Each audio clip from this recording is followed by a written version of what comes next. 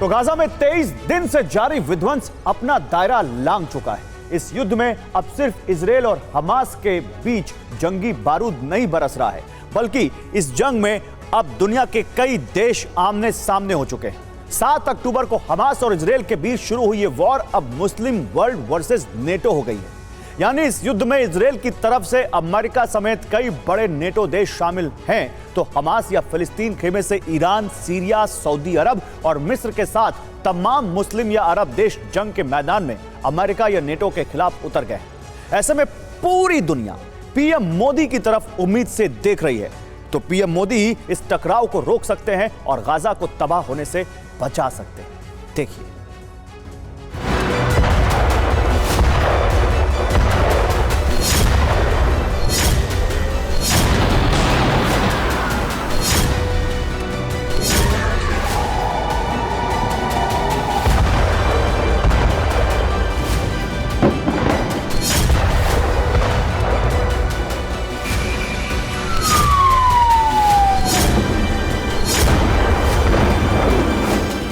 7 अक्टूबर को हमास ने इजरायल के खिलाफ जो बड़ा हमला किया, गाजा हर दिन उस हमले की सजा भुगत रहा है।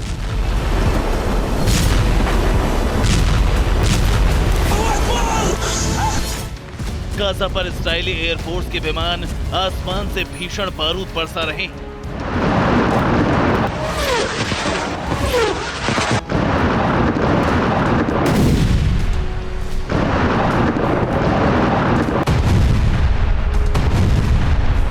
तो जमीन पर इजरायली डिफेंस फोर्सेस के टैंक गोला दागकर तबाही का धुआं उठा रहे हैं।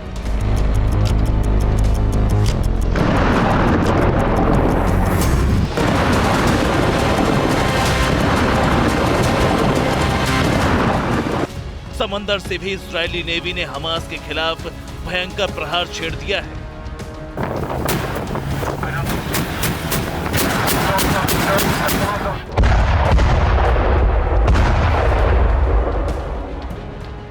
यानी जल, थल और नभ तीनों दिशाओं से गाजा पर विध्वंसक वार हो रहा है।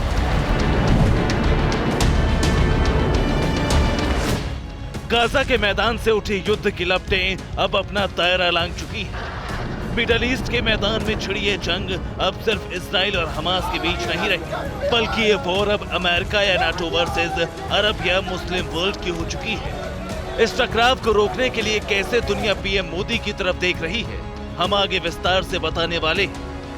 पहले ये जानिए कि इस टकराव के विनाशक संकेत कैसे मिले। हम एक एक कर इससे पर्दा उठाने वाले।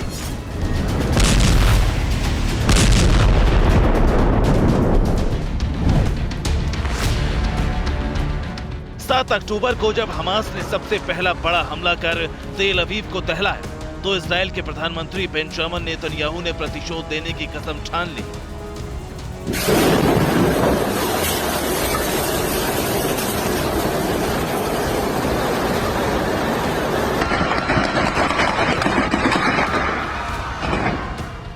इजराइल वो देश जिसका मिडल ईस्ट में अमेरिका की ताकत के बिना अस्तित्व नहीं माना जाता, उसने गाजा में हमास के खिलाफ जंग का ऐलान कर दिया। हमास के खिलाफ जंग का मतलब था ईरान से टक्कर, क्योंकि हमास को ईरान का समर्थन हासिल है और ईरान ही हमास के लड़ाकों को ट्रेनिंग और हथियार मुहैया कराता है।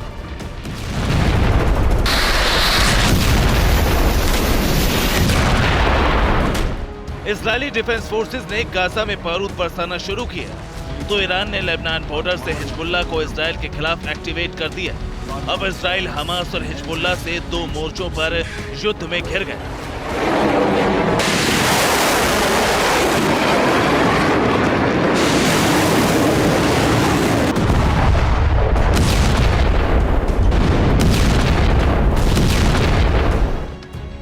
इस बीच जंग के 10 दिन बाद अमेरिका के राष्ट्रपति जो बाइडेन ने मिडल ईस्ट के दौरे पर जाने का ऐलान किया। उनकी यात्रा में इजराइल के साथ जॉर्डन और मिस्र जाने का प्लान था।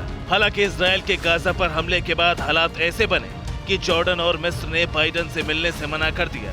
व्हाइट हाउस की तरफ से सफाई दी गई कि राष्ट्रपति के कार्यक्रम में बदलाव किया गया है। यही वो संकेत था जब मुस्लिम देशों और अमेरिका के संबंधों के बीच दरार की नींव पड़ी। गाजा पर इस्राएल के हमलों के लिए मुस्लिम देशों ने सीधे तौर पर अमेरिका को जिम्मेदार ठहरा दिया। और पहली बार इतिहास में ऐसा हुआ कि जब वर्ल्ड पावर अमेरिका के प्रेसिडेंट जो बाइडेन से अरब देशों ने मिलने तक से इनकार कर दिया, जिसमें जॉर्डन और मिस्र शामिल था। ऐसे में तेल अवीव के दौरे पर पहुंचे जो बाइडेन सिर्फ 5 घंटे तक इजराइल में रुके और हर संभव मदद का आश्वासन देकर वापस वॉशिंगटन लौट आए। बाइडेन के इजराइल दौरे ने युद्ध की आग में घी का काम किया और इस जंग को और भड़का दिया। अब ईरान खुलकर हमास के समर्थन में आ गया। ईरान के राष्ट्रपति इब्राहिम रईसी और अमेरिका के बीच जुबानी जंग तेज हो गई। ईरान ने इजराइल की मदद पर अमेरिका को अंजाम भुगतने की चेतावनी दी। ईरान के विदेश मंत्री ने युद्ध के मैदान में उतरने के सवाल पर कहा कि हमारे सारे विकल्प खुले हैं। ईरान अमेरिका में जुबानी जंग का ट्रेलर एक दो बार नहीं बल्कि कई बार दिखा। रविवार को एक बार फिर ईरान के राष्ट्रपति इब्राहिम रईसी ने अमेरिका को सबसे बड़ी धमकी दे डाली। उन्होंने ट्वीट किया, यहूदी राज्य के अपराधों ने अपनी सीमा रेखा लांघ दी है, जिसने हर किसी को कार्रवाई के लिए मजबूर किया है। वॉशिंगटन ने हमसे कहा है कि कुछ ना करें, लेकिन वो इजराइल को लगातार बड़े पैमाने पर मदद कर रहा है।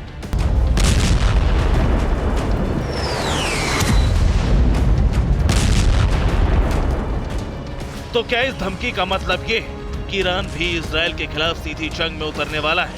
रेड लाइन क्रॉस करने से रईसी का मतलब आखिर क्या है? हालांकि ईरान यूं ही नहीं भड़का है, बल्कि इसके पीछे मिडल ईस्ट में अमेरिका की वो तैनाती है जिससे उसने तेहरान की गर्दन पर शिकंजा कस दिया है।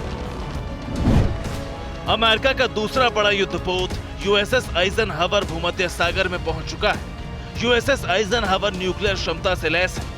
इससे पहले अमेरिका ने यूएसएस गेराल्ड आर फोर्ट की भी मिडल ईस्ट में तैनाती की है। यूएसएस ग्रावेली गाइडेड मिसाइल डिस्ट्रॉयर और यूएसएस मासन डिस्ट्रॉयर भी अमेरिका ने तैनात कर रखे हैं। ईरान के खतरे को देखते हुए अमेरिका मध्य पूर्व में अपनी तैनाती बढ़ा रहा है।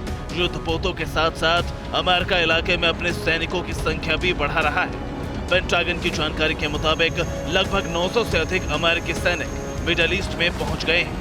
ईरान समर्थित समूहों की तरफ से हमलों में बढ़ोतरी के बीच अमेरिकी सैनिकों के लिए हवाई सुरक्षा को मजबूत करने के लिए वहां जा रहे हैं। यानी अमेरिका और ईरान ऐसे बोर्ड पर खड़े हैं जहां से कभी भी दोनों के बीच युद्ध की चिंगारी भड़क सकती है। हालांकि मौजूदा वक्त में अमेरिका के खतरे को देखते हुए ईरान सीधे इजराइल के खिलाफ जंग न छेड़कर अपने समर्थित संगठनों के जरिए हमले कर रहा है। इनमें लेबनान से हिजबुल्लाह, यमन से हूती और हमास शामिल है। इराक और सीरिया में अमेरिका के बेस को निशाना बनाया जा रहा है। 7 अक्टूबर से लेकर 24 अक्टूबर तक 13 बार इराक और सीरिया में अमेरिकी सैन्य बेस पर मिसाइल और ड्रोन से अटैक हुए हैं। हालांकि अमेरिका ने भी हमलों पर जबरदस्त पलटवार किया है।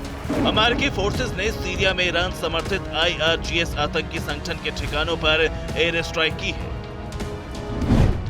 आज हालात ये है कि ईरान, सऊदी अरब, कतर, जॉर्डन, मिस्र, सीरिया जैसे इस्लामिक देश इजराइल और अमेरिका के खिलाफ मोर्चेबंदी में जुट गए हैं। हालांकि इस मोर्चाबंदी की शुरुआत 18 अक्टूबर को ही हो गई थी, जब इजरायली एक्शन के खिलाफ इस्लामिक देशों के संगठन ऑर्गेनाइजेशन ऑफ इस्लामिक कोऑपरेशन यानी OIC की बैठक बुलाई गई।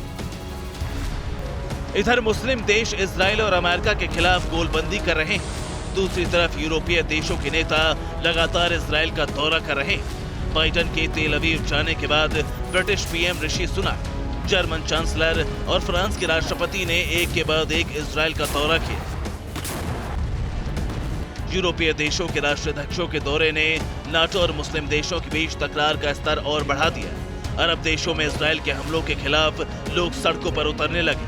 विरोध प्रदर्शन की चिंगारी तेज होती चलेगी। मुस्लिम देशों में इजराइल के खिलाफ विरोध इस लेवल तक जा पहुंचा है कि तुर्की के राष्ट्रपति एर्दोआन ने भी इजराइल को युद्ध अपराधी के तौर पर घोषित करने की धमकी दे दी। मिडिल ईस्ट में नाटो और मुस्लिम देशों की टक्कर होने के खतरे के बीच पूरी दुनिया PM मोदी की तरफ उम्मीद से देख रही है, क्योंकि रूस यूक्रेन युद्ध से लेकर इजराइल हमास जंग तक भारत ने अपनी कूटनीति में शांति को सबसे ऊपर रखा है और हर वक्त न्याय के पक्ष की वकालत की है। इसी सिलसिले में जंग शुरू होने के बाद 7 अक्टूबर को युद्ध शुरू होने के 3 दिन बाद 10 अक्टूबर को PM मोदी ने इजरायली PM बेंजामिन नेतन्याहू से फोन पर बातचीत की।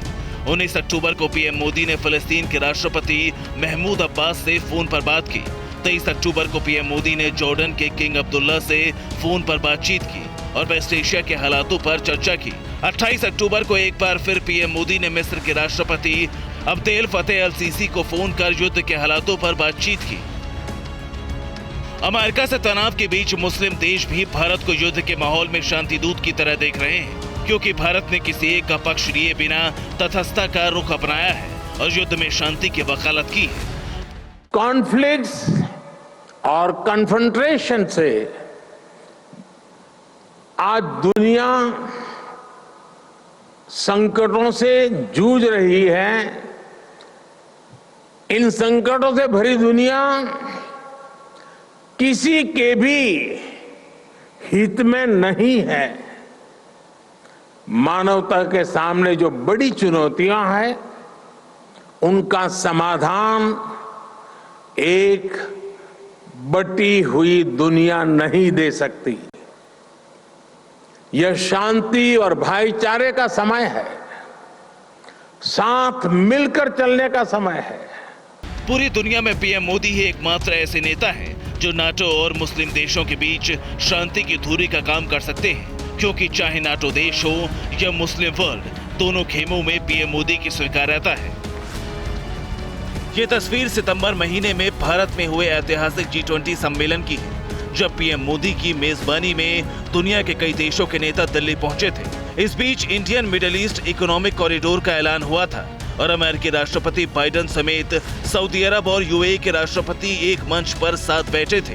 ये पीएम मोदी की ही नीति है, जिसने अमेरिका, सऊदी अरब और यूएई जैसे मुस्लिम देशों को एक साथ एक मंच पर ला खड़ा किया। तो क्या पीएम मोदी नाटो और मुस्लिम वर्ल्ड के टकराव को टाल सकते हैं?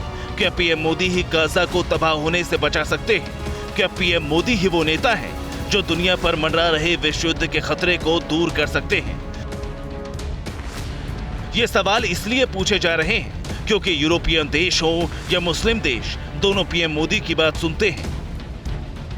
खासकर मुस्लिम देशों की बात करें तो खुद को मिडिल ईस्ट का खलीफा समझने वाला सऊदी अरब तो पीएम मोदी का मुरीद है, क्योंकि सऊदी अरब क्राउन प्रिंस जब G20 सम्मेलन के लिए दिल्ली आए तो उन्होंने एक दिन का आधिकारिक दौरा किया। इस दौरान पीएम मोदी और सऊदी प्रिंस के बीच कई द्विपक्षीय मुद्दों पर चर्चा हुई।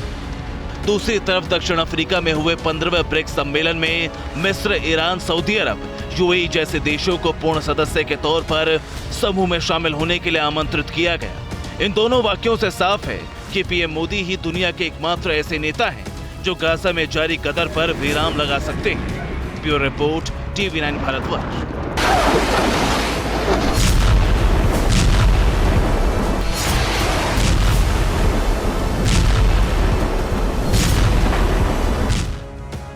तो आपको याद होगा जब 17 अक्टूबर को गाजा के अल अहली अस्पताल पर हमला हुआ। हमले में 500 से ज्यादा लोगों के मारे जाने का दावा किया गया। प्रधानमंत्री नरेंद्र मोदी ने घटना की कड़ी निंदा की। उन्होंने साफ साफ कहा कि गुनहगारों की जिम्मेदारी तय होनी चाहिए। हालांकि हमले को किसने अंजाम दिया यह अब तक साफ नहीं हो सका है। अलग अलग रिपोर्ट्स में अलग अलग दावे किए गए। इस बीच भारत ने मानवीय मदद के तौर पर गाजा को राहत सामग्री की बहुत बड़ी खेप भी भेजी।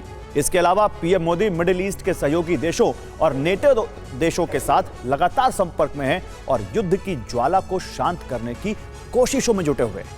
देखिए।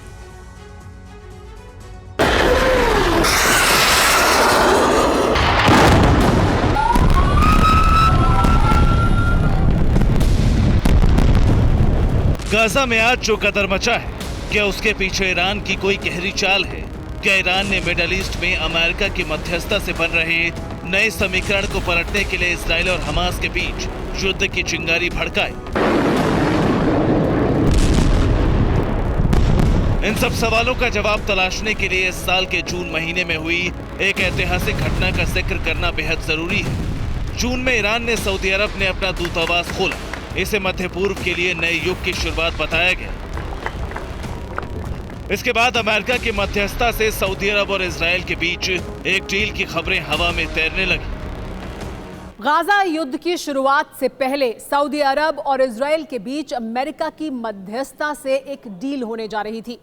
इस डील को लेकर इजराइल के प्रधानमंत्री बेंजामिन नेतन्याहू ने कहा था कि अगर ये डील हो जाएगी तो इससे मिडिल ईस्ट का भू राजनीतिक परिदृश्य हमेशा हमेशा के लिए बदल जाएगा। हालांकि ईरान इसके विरोध में था। गौर करने वाली बात यह है कि सऊदी अरब फिलिस्तीन के प्रति एकजुटता दिखाते हुए इजराइल को मान्यता नहीं देता है और उसका इजराइल से किसी भी तरह का राजनयिक रिश्ता नहीं है। अगर सऊदी अरब और इजराइल के बीच डील होती तो रियाद को बदले में अमेरिका से बड़ा सैन्य समर्थन, सैन्य परमाणु कार्यक्रम की स्थापना और फिलिस्तीन के लिए कई तरह की मांगे पूरी करने का मौका मिलता।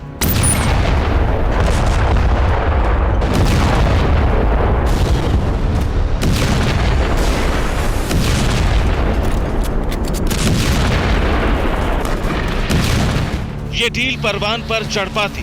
इससे पहले इजराइल और हमास के बीच युद्ध छिड़ गया, बातचीत पटरी से उतर गई और सऊदी अरब ने मुस्लिम देशों का साथ देते हुए डील से हाथ खींच लिया। यहाँ अमेरिकी राष्ट्रपति बाइडेन की मिडल ईस्ट में कूटनीतिक कोशिश को गहरा झटका लगा। माना जाता है कि इस डील को रद्द कराने के खेल की बिसात पुतिन और जिनपिंग ने ईरान के साथ मिलकर बिछाई, क्योंकि इन देशों को डर था कि इस डील के पूरे होने के बाद अमेरिका का मिडिल ईस्ट में दबदबा बढ़ जाएगा, जो रूस और चीन को कतई मंजूर नहीं था, क्योंकि रूस यूक्रेन युद्ध में अमेरिका के कीव को समर्थन के बाद वर्ल्ड ऑर्डर बदल चुका था। मिडिल ईस्ट वो क्षेत्र है जहां अमेरिका और रूस दोनों अपनी पैठ बढ़ाना चाहते हैं। अमेरिका, इजराइल, सऊदी अरब, यूएई समेत तमाम देशों के साथ अपने रिश्ते सुधार कर अपनी जड़ें जमाने की कोशिश में था, तो ईरान की मदद से रूस उसकी कोशिशों पर पानी फेर रहा था। रही सही कसर हमास के खिलाफ इजराइल के युद्ध ने पूरी कर दी।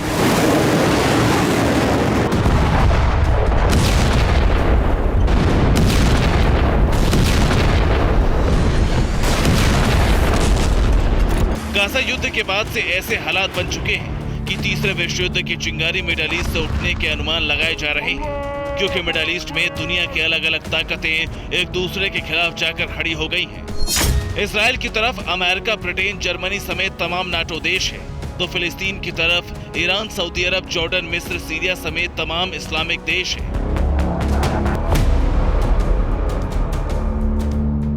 इन सब के बीच सिर्फ एक बात कॉमन है, वो ये कि इन सभी देशों के बीच पीएम मोदी के संबंध सबसे बेहतर हैं। जितना यूरोपीय या नाटो देश पीएम मोदी को मानते हैं, उतना ही इस्लामिक देश भी पीएम मोदी में यकीन रखते हैं।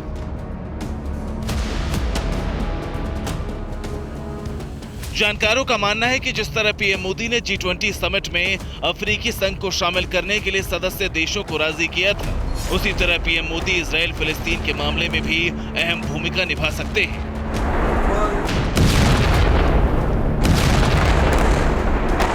इजराइल के मिलिट्री इंटेलिजेंस के पूर्व प्रमुख रिटायर्ड मेजर जनरल आमोस याटलीन ने कहा है, हमास किसी तरह की कोई बातचीत करने को तैयार नहीं है, कोई शांति की बात नहीं हो रही है। आईसिस की तरह ही हमास एक आतंकवादी संगठन है। वे महिलाओं, बच्चों को बहुत निर्दयी तरीके से मार रहे हैं। अगर पीएम मोदी ये चमत्कार कर सकते हैं तो हम उनकी राह पकड़ लेंगे। अगर पीएम मोदी शांति के लिए मध्यस्थता की कोशिश करते हैं तो इजराइल उसका स्वागत करेगा, लेकिन हमास शांति नहीं चाहता।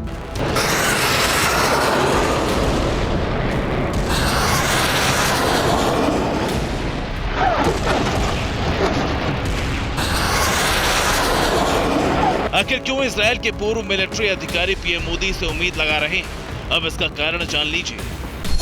भारत के ईरान के साथ अच्छे संबंध हैं। सऊदी अरब, यूएई, मिस्र और कतर जैसे देश भी भारत से अच्छे रिश्ते चाहते हैं।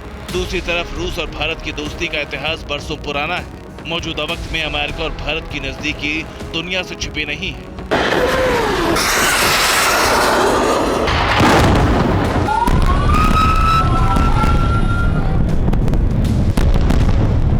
ये सारे वो समीकरण हैं जिनको मद्देनजर रखते हुए कहा जा रहा है कि पीएम मोदी दुनिया में विश्वगुरु की छवि वाले नेता है। ऐसे में वही इजराइल युद्ध में सभी पक्षों को लेकर गाजा में शांति का रास्ता तैयार कर सकते हैं।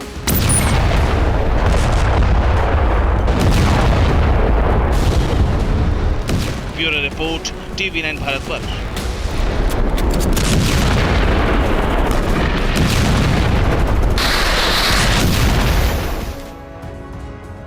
तो 7 अक्टूबर को इजराइल में हमास के खूंखार लड़ाकों ने जिस तरह बेगुनाहों का खून बहाया, दक्षिणी इजराइल में जो नरसंहार किया, उसे देखकर इतिहास की एक क्रूर घटना जहन में ताजा हो गई। यह घटना थी जलियांवाला बाग हत्याकांड। ब्रिटिश शासन में हुए इस कत्लेआम का गुनहगार जनरल डायर था।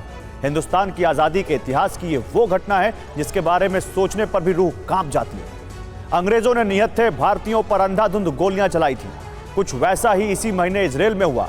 इसलिए आज एक बार फिर जलियांवाला बाग की गूंज सुनाई दे रही है। उस वक्त एक जनरल डायर था, लेकिन आज हमास ने सैकड़ों जनरल डायर पैदा कर दिए हैं, जिसने पूरी दुनिया को विध्वंस के मोड़ पर लाकर खड़ा कर दिया है। कैसे, इस रिपोर्ट में देखिए।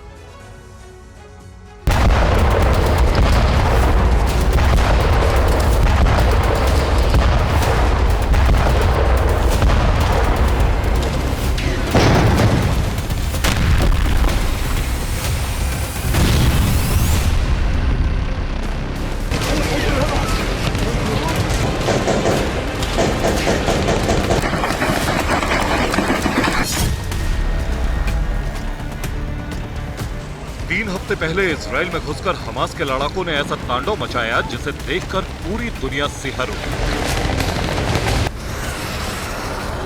जल, थल और नभ तीनों तरफ से हमला बोला गया और करीब 1,500 लोगों को मौत की नींद सुला दी।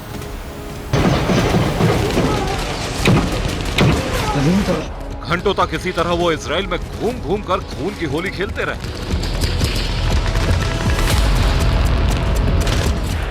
चुन चुनकर लोगों को मारा गया। क्या बच्चे, क्या महिलाएं, क्या बुजुर्ग, किसी को इन दहशतगर्दों ने नहीं छोड़ा।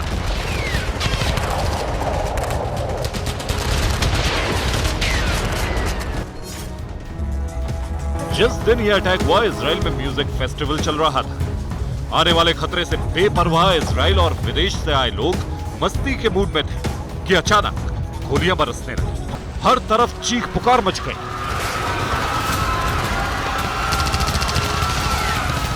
ये खून खराबा जिसने किया वो हमास है, जो बुलडोजर से फेंसिंग को ध्वस्त करते हुए घुसे और उसके बाद जो हुआ ये पूरी दुनिया ने देखा।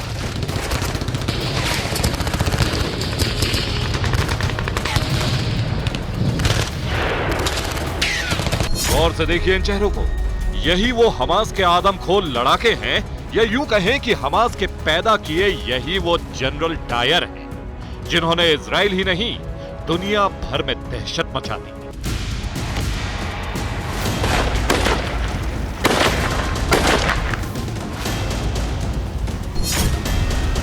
जनरल डायर का नाम सुनकर चौंकिए नहीं, क्योंकि हमास ने जो किया वो उससे कम भी नहीं है। हम ऐसा क्यों कह रहे हैं, ये समझने के लिए 104 साल पीछे जाना होगा। तारीख 13 अप्रैल 1919, जगह जलियांवाला बाग, अमृतसर, पंजाब। यही वो तारीख थी जब ब्रिटिश जनरल रेजिनाल्ड डायर ने जलियांवाला बाग में निहत्थे हिंदुस्तानियों को गोलियों से भून डाला था।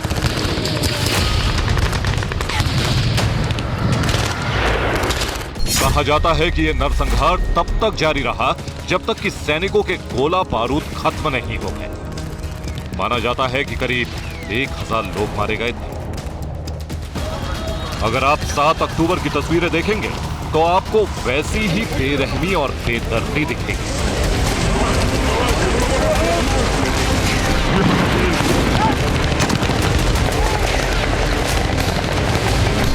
जब मासूम निहत्थे लोगों का संहार कर दिया गया। इतना ही नहीं, 250 लोगों को बंधक बनाकर हमास के जनरल डायर गाजा पट्टी लेकर चले गए। बंधकों का यह संकट आज तक बना हुआ है, दुनिया को टेंशन दे रहा है।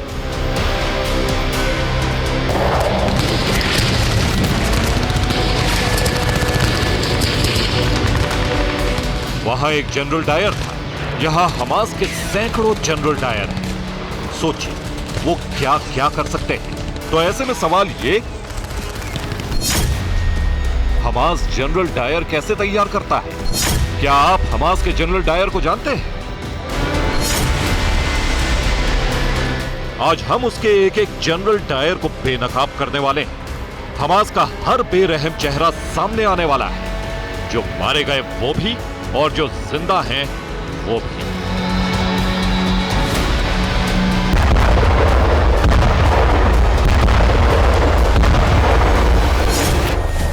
हमास की पूरी जल्लाद फैक्ट्री, जहां वो जनरल डायर तैयार करता है। जमीन से लेकर आसमान तक लड़ाई की कड़ी ट्रेनिंग मिलती है।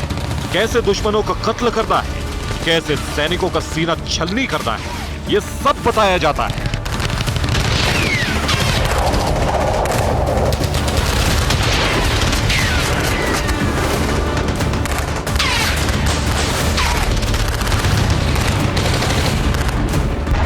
आइए आपको हमास के कुछ ऐसे जनरल डायर के चेहरे दिखाते हैं जिन्हें इजरायली फोर्स ने बीते कुछ दिनों में मौत के घाट उतार दिया है।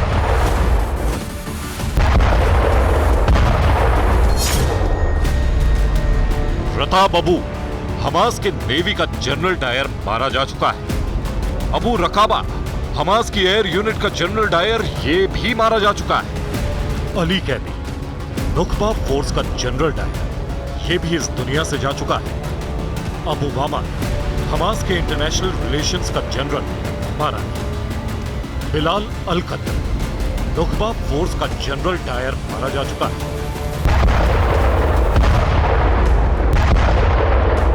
इस लिस्ट में सिर्फ ये 5 चेहरे ही शामिल नहीं हैं, बल्कि हमास के जनरल डायर की फेहरिस्त काफी लंबी है।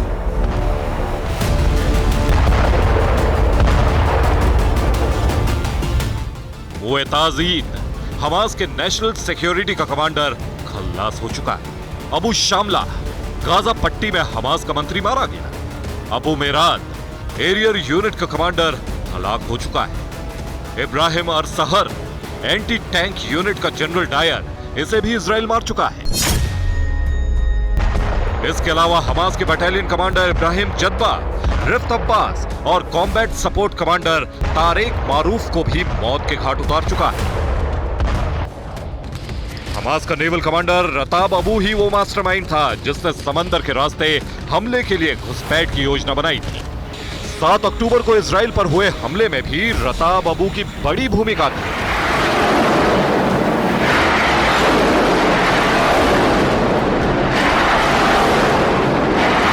इजरायली सेना के हमले में मारा गया कमांडर अबू रकाबा भी बेहद खतरनाक था। 7 अक्टूबर के हमले की योजना बनाने में इसका भी अहम रोल था। रकाबा ने हमास के लड़ाकों को पैराग्लाइडर के जरिए इजराइल पहुंचाया था। ड्रोन और हवाई हमले की योजना बनाना ही अबू रकाबा की प्रमुख जिम्मेदारी थी।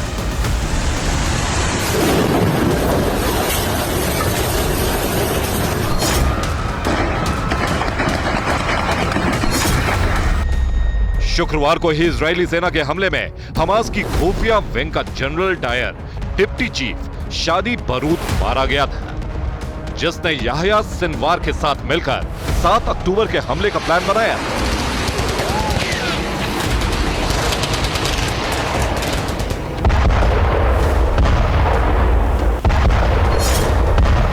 लेकिन सवाल यह है कि क्या हमास के जनरल डायर खत्म हो गए हैं? जवाब है नहीं। इनकी संख्या रक्त बीज की तरह है, एक मरता है तो दूसरा पैदा हो जाता है, फिर तीसरा, फिर चौथा। न जाने कितने जनरल डायर हमास के पास मौजूद हैं जो अलग अलग देशों में छिपे बैठे हुए हैं।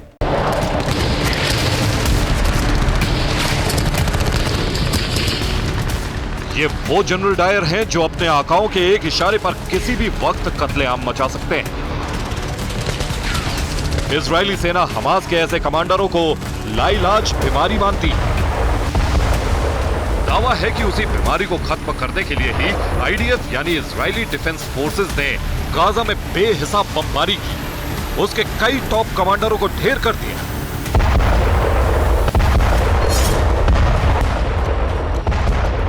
बेशक इजराइल हमास के लड़ाकों को एक एक कर खत्म करता जा रहा है, लेकिन कई चेहरे ऐसे हैं जो आज तक उसकी पहुंच से दूर हैं, अपनी साजिशों को बेखौफ होकर अंजाम दे रहे हैं। अब आप इन चेहरों को भी पहचान लीजिए।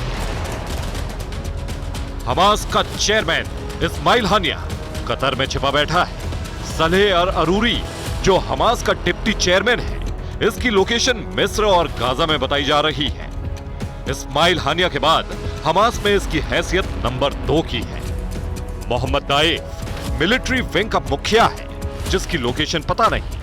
मारवान ईसा मिलिट्री विंग का डिप्टी प्रमुख जिसका ठिकाना वेस्ट बैंक में है। और फौजी बरहोम यह हमास का प्रवक्ता है जिसकी लोकेशन गाजा बताई गई है।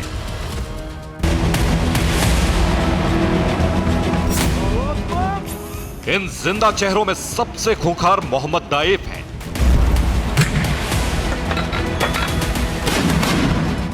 इस युद्ध में ये चेहरा आप कई बार देख चुके होंगे, इसके बारे में सुन भी चुके होंगे। हमास का ये वो जनरल डायर है जिसकी तलाश में इजराइल की सेना ने दिन रात एक किया हुआ है।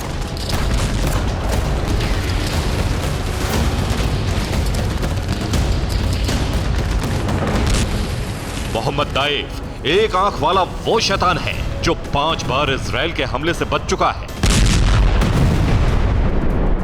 जबकि उसकी पत्नी, 7 महीने का बेटा और 3 साल की बेटी साल 2014 में इजरायली हवाई हमले में मारे गए थे। इजराइल का मानना है कि हमास के हमले को अंजाम देने की साजिश इसी मोहम्मद दाइफ ने ही रची थी।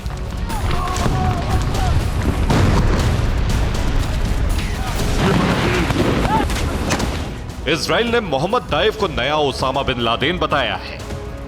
इजराइल की खुफिया एजेंसी मोसाद ने 58 साल के मोहम्मद दाइफ को मारने की 7 बार कोशिश की और वो हर बार नाकाम रही। दावा किया जाता है कि नए ओसामा बिन लादेन यानी मोहम्मद दाइफ के दोनों हाथ और पैर नहीं है, उसकी केवल एक आंख है। मोहम्मद दाइफ हमेशा व्हील चेयर पर रहता है और गाजा में बनी भूमिगत सुरंगों में छिपा रहता है। मोहम्मद दाइफ हर रात अपना ठिकाना बदलता है और कभी भी एक जगह नहीं टिकता। वो वीडियो में भी हमेशा नकाब में ही नजर आता है या फिर सिर्फ उसकी परछाई दिखती है। वो कभी भी स्मार्टफोन या दूसरी डिजिटल टेक्नोलॉजी का इस्तेमाल नहीं करता है। मोहम्मद दाइफ को तो आप जान गए, अब आप हमास की जनरल डायर फैक्ट्री के मुखिया को भी देख लीजिए। यहाँ उसके बारे में भी जानना जरूरी है, जो इन सब का मास्टरमाइंड है, जो गाजा या वेस्ट बैंक से अलग कतर में बैठकर अपना हुक्म चलाता है। जनरल डायर तैयार करने के पीछे इसी का दिमाग होता है। इस शख्स का नाम है इस्माइल हानिया। आतंकी संगठन हमास का चीफ इस्माइल हानिया मिडिल ईस्ट की जंग का सबसे बड़ा प्लेयर है। इस्माइल हानिया 1962 में गाजा पट्टी के एक शरणार्थी शिविर में पैदा हुआ था। कम उम्र में ही इस्माइल हानिया हमास से जुड़ गया था। इस्माइल हानिया साल 2006 में फिलिस्तीन का प्रधानमंत्री बन गया। हालांकि कई साल पहले इस्माइल हानिया वहां से भागकर कतर में बस गया।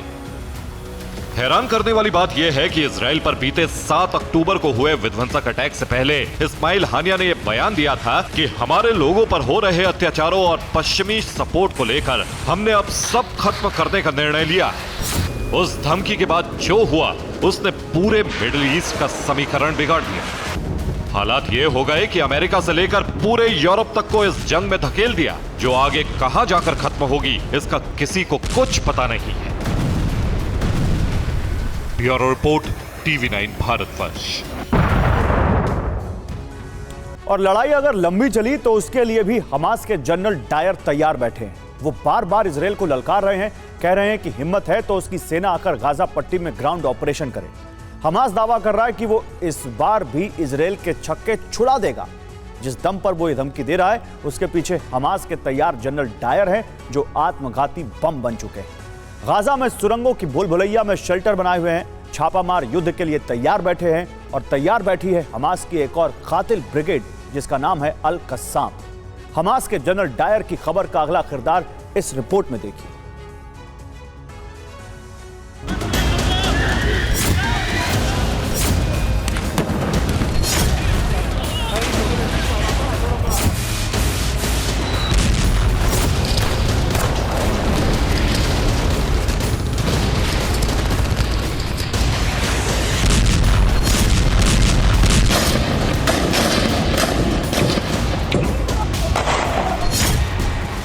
सात अक्टूबर को दुनिया ने हमास का ना सिर्फ नाम सुना बल्कि उसके तैयार जनरल डायर की बर्बरता के प्रमाण देखे, उनकी क्रूरता देखी।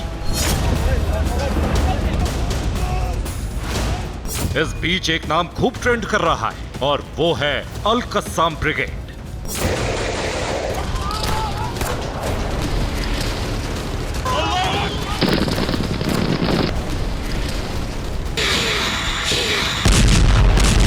अल कस्साम ब्रिगेड हमास की वो यूनिट है जो इजराइल पर हमले करती है।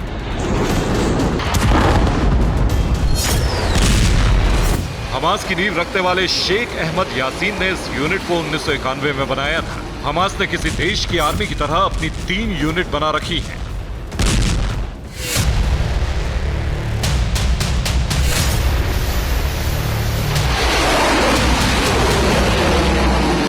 मिलिट्री विंग यानी al Qassam brigade, social service wing यानी दावा और हमास की मीडिया विंग जो अल अक्सा टीवी और अल फतेह मैगजीन का संचालन संभालती है।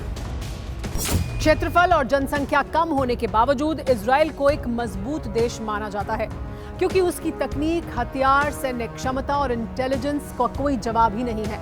उसके बावजूद अल कस्साम ब्रिगेड के मुट्ठी भर लड़ाकों ने इजराइल को संभलने का मौका नहीं दिया। हमास का जनरल डायर यानी मोहम्मद दाएफ अल कस्साम ब्रिगेड का प्रमुख है और मारवन ईसा डिप्टी चीफ है। रिपोर्ट्स की माने तो इसी कातिल ब्रिगेड के कारण ही हमास पिछले 23 दिनों से इजराइल के सामने टिका हुआ है। अल कस्साम में 30,000 लड़ाके हैं। इसमें नकाब force, naval commando, rocket brigade, underground team और एयर विंग शामिल है। अल कस्साम की सबसे खास रॉकेट ब्रिगेड के अंदर भी कई ब्रिगेड हैं, जैसे Rafah brigade, Khan Younis brigade, central brigade, Gaza brigade और उत्तरी गाजा स्ट्रिप ब्रिगेड जो जंग लड़ रही हैं। अल कस्साम की मिसाइल यूनिट तो बहुत ही कुशल है।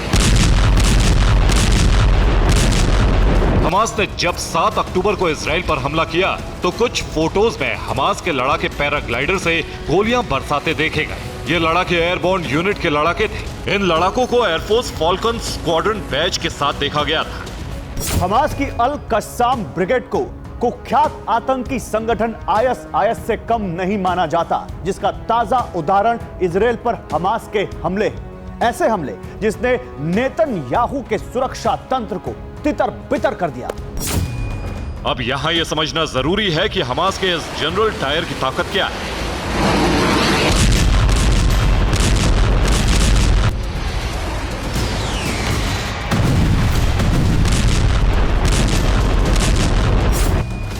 उसके हथियार गोदाम में anti tank guided missile, anti tank missile, Yasin RPG, M302 rocket, Qassam rocket, al Quds rocket भरे पड़े हैं। इजरायली डिफेंस फोर्स के मुताबिक अल कस्साम ब्रिगेड के लड़ाके पाइप से रॉकेट बना लेते हैं। इससे जुड़ा वीडियो भी सामने आया था।